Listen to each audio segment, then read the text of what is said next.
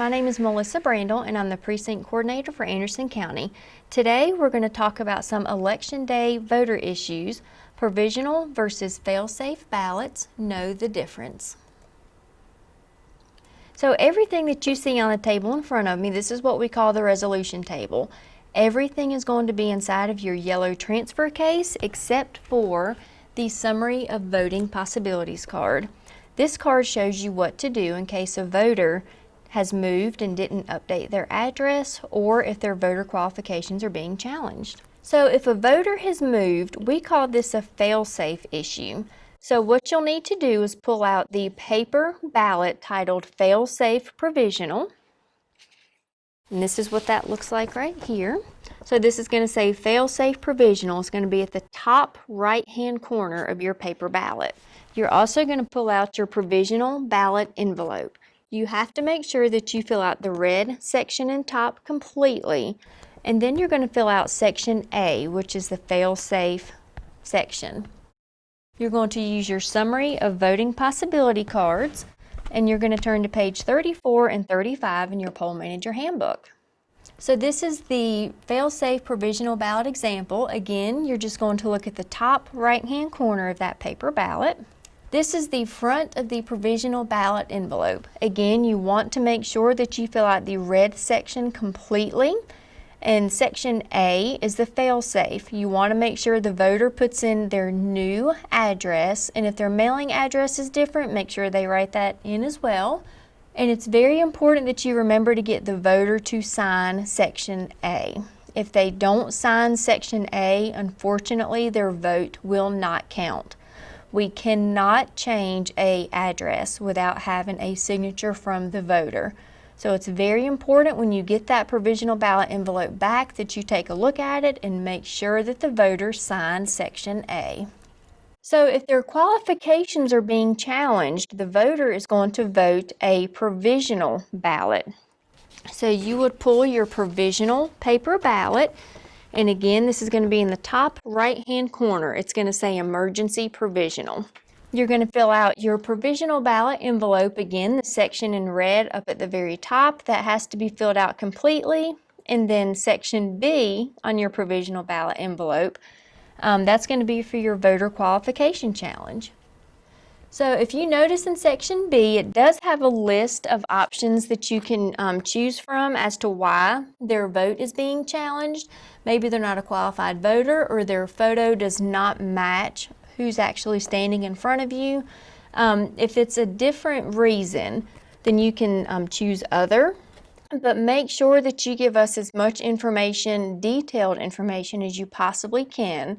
And you also have to fill out the challenger information. If for some reason we need to call the challenger and discuss the reason that their vote was being challenged, we need their information in order to do that. So if the voter has no photo ID, again, this is going to be another provisional ballot.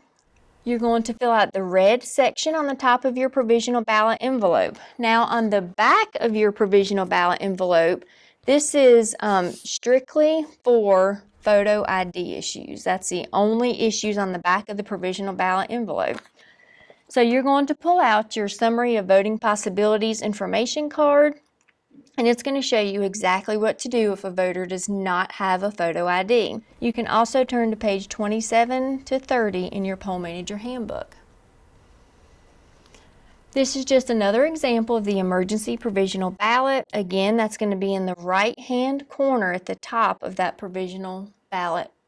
So this is the back of the provisional ballot envelope.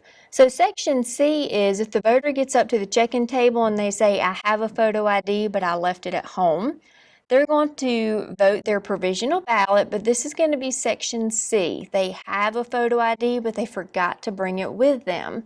Now, section D is if they have no photo ID and they're voting under the reasonable impediment, meaning something is preventing them from getting a photo ID. Whether it's a religious objection, lack of transportation, disability, or illness, you would let the voters select their reasonable impediment, what is keeping them from getting a photo ID. Now, you'll see at the bottom, the voter does have to sign. and then you'll sign underneath where that voter signs. This is just saying that you witnessed that voter fill out Section D of that provisional ballot envelope. Now this is the Notice of Provisional Ballot Hearing. The top copy of this provisional ballot hearing is going to be filled out completely for you. You want to make sure that you take the top copy off and lay it to the side, and then you'll just copy that information every time you need one. If you give away that top copy that has information filled out for you already, you'll have to keep calling us back every time you need that. So where does the voter cast their provisional envelopes? So after the voter has voted their provisional or fail-safe ballot and they have completed the provisional ballot envelope, they are going to cast their ballot into this yellow transfer case. Now, once a voter puts in their voted ballot, that then becomes a ballot box. So before the voter puts their provisional ballot envelope into the ballot box, you have to show the voter that it is empty. There's going to be a seal down in the bottom of this ballot box that you'll have to seal the ballot box up with before the voter casts their ballot. So that's all we have for today. If you have any questions, please let me know. Thank you.